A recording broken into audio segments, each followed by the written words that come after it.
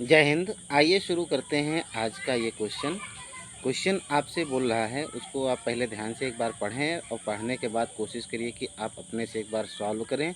फिर उसके बाद जो है हमारा सॉल्यूशन देखें कि हम आपको किस तरीके से सिखाने की कोशिश करते हैं। क्वेश्चन आपसे बोलता है कि एक व्यक्ति की मासिक आय 13,500 रुपये थी तथा उसका मासिक व्यय 9,000 रुपये था। अगले वर्ष उसकी आय 14% बढ़ गई और उसका व्यय 7% बढ़ गया। उसकी बचत में कितने प्रतिशत की वृद्धि हुई, ये आपसे पूछा जा रहा है। ठीक है, बचत में कितने प्रतिशत की वृद्धि हुई। अब आप ये समझिए कि इस क्वेश्चन को कई बार पूछा गया है, कई एग्जाम ने पूछा है, तो आप इस क्वेश्चन को ध्यान से समझें। मैं प्रयास करता हूँ कि बेहतर से आपको मैं समझा सकूँ। तो आइए देखते हैं इसकी इनकम कितनी है। देखिए, इनकम, उसके बाद एक्सपेंडिचर, ठीक है जी, फिर उसके बाद सेविंग, ये। अच्छा भाई, इनकम उसकी कितना है, 13,500 रुपये, 13,500 रुपये। चलिए कोई बात नहीं। और व्यय कितना है, 9,000 रुपये, ये भी अच्छी बात है। अब आप बताइए कि 13,500 रुपये कमाता है, अगर 9,000 रुपये खर्च कर देता है तो इसका मतलब 4,500 रुपये उसका बचत हो रहा है। अब अगर इसमें हम कुछ करते हैं तो कैलकुलेशन के पॉइंट ऑफ व्यू से हमको बड़ी दिक्कत होगी। इसलिए बेहतर ये है कि आप ऐसा काम करिए, डबल ज़ीरो यहाँ कैंसिल आउट करिए, डबल ज़ीरो यहाँ भी और डबल ज़ीरो यहाँ भी। तो अब आपका बनेगा क्या, 45 एक 45 और 45 दूना कितना, 90, 45 दिया 135। अच्छा भाई, ये कट गया। अब आप इसको समझिए कि 3 रुपये उसकी इनकम थी, 2 रुपये व्यय हो गया, अब बचा कितना, 1 रुपये।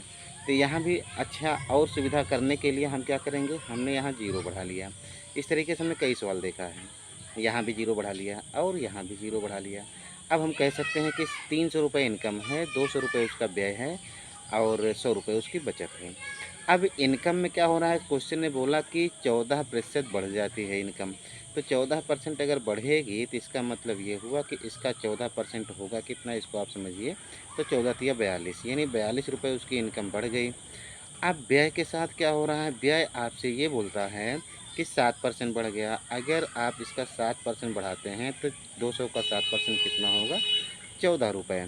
42 रुपये ज़्यादा कमाने लगा और 14 रुपये ज़्यादा व्यय होने लगा। इसका मतलब अब जो उसकी बचत है 28 रुपये की ज़्यादा बचत है, यानी 100 रुपये पर 28 रुपये की ज़्यादा बचत है। इसका मतलब आंसर आपका बनेगा कितना, 28%, यानी कि उसकी बचत में 28% की वृद्धि हो जाएगी। ऑप्शन नंबर आपका सी सही जवाब हो जाएगा।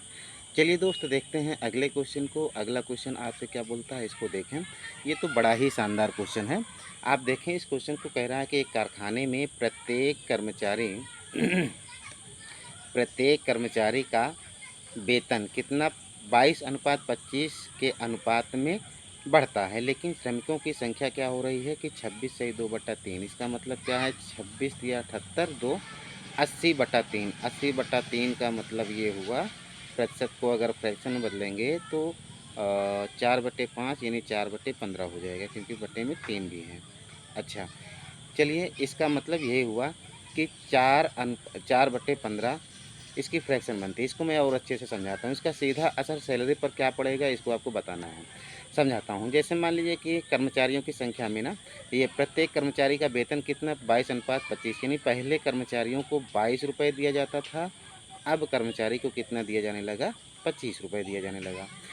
अब कह रहा है कि कर्मचारियों की संख्या या श्रमिकों की संख्या में क्या 4/15 की कमी। इसका मतलब ये है कि पहले 15 कर्मचारी थे और अब 4 कर्मचारी कम होकर के कितना, 11 कर्मचारी हो गए। तो आप ये समझिए कि पहले 22 रुपये मिलता था 15 कर्मचारी को, तो कुल कितना रुपये खर्च होता था, 15 दूना 30 और 15 दूना 30 3 33, यानी 330 रुपये दिन भर में खर्च होता था। लेकिन इनकम के साथ क्या हो रहा है, वेतन के साथ क्या हो रहा है कि पहले क्या होता था कि 25 कर्मचारी थे और ये अब के डेट में, अभी करंट की स्थिति में 25 कर्मचारी हैं, लेकिन वेतन एक कर्मचारी को कितना मिल रहा है, ये वेतन है क्या, ये वेतन को बोलता है 25 रुपये है और 11 कर्मचारी हैं। तो इनका होगा कितना, 25 दाएँ 250 और 25 और यानी 275। अब आप समझिए, कहने का मतलब ये है कि पहले दिन भर में 330 रुपये खर्च होते थे, अब लेकिन दिन भर में कितना खर्च हो रहा है, 275 रुपये। इसको समझ लीजिए, फिर से समझा देता हूँ। पहले कर्मचारियों को 22 रुपये दिया जाता था और 15 कर्मचारी थे।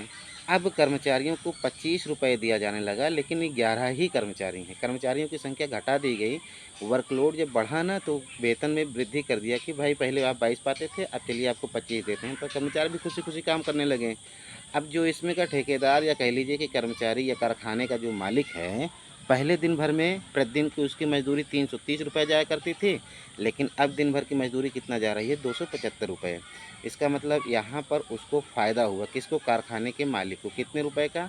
अगर यहाँ 25 और यहाँ 23, कितना? 55 रुपये का फ़ायदा हो गया। ठीक है, 55 रुपये का फ़ायदा है, लेकिन कितने पर? 330 पर।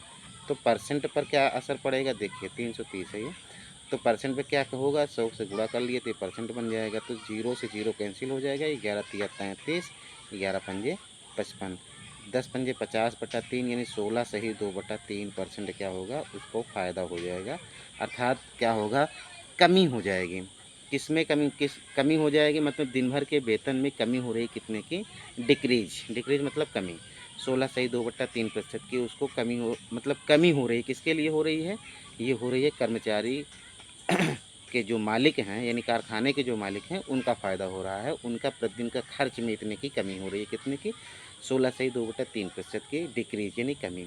ठीक है दोस्त, चलिए देखते हैं अगले क्वेश्चन को। अगला क्वेश्चन आपसे क्या बोलता है? अगर आप अगले क्वेश्चन को समझें तो अगला सवाल आपसे बोलता है, क्या बोलता है कि चीनी की कीमत 20% बढ़ी, चीनी की खपत कितने प्रतिशत कम करनी चाहिए ताकि खर्च में बदलाव ना हो? देखिए इसका मतलब ये है कि पहले चीनी अगर 100 रुपये में थी, तो अब चीनी कितने में हो गई? 120 रुपये में। कोई दिक्कत नहीं। खपत और मूल्य में जो संबंध होता है वो उल्टा होता है। इस डायरेक्शन में मूल्य वृद्धि हो रही है, तो इसका मतलब खपत इस डायरेक्शन में कहलाएगा। यानी कि 120 पर कितने खपत कितना है? 20 की कमी। कितने पर? 120 पर। तो 100 पे कितना होगा? इसी में हम 100 का मल्टीप्लाई कर देते हैं। तो यानी क्या होगा आपका? 20 छक्का 120, यानी क्या कि 2 तिये 6 और 2 पंजे 10 यानी 50/3। यहाँ भी संयोग से आ रहा है क्या? 16 सही 2/3। 16 सही कितना? 2/3। 16 सही 2/3% खपत में कटौती करनी पड़ेगी।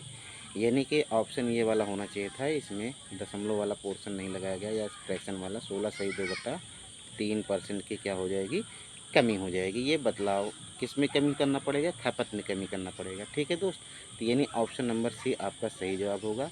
तो दोस्त आज के लिए बस यही इतना, फिर मिलते हैं हम आपको अगले वीडियो में। तब तक आप देखते रहिए, पढ़ते रहिए। जय हिंद, जय भारत।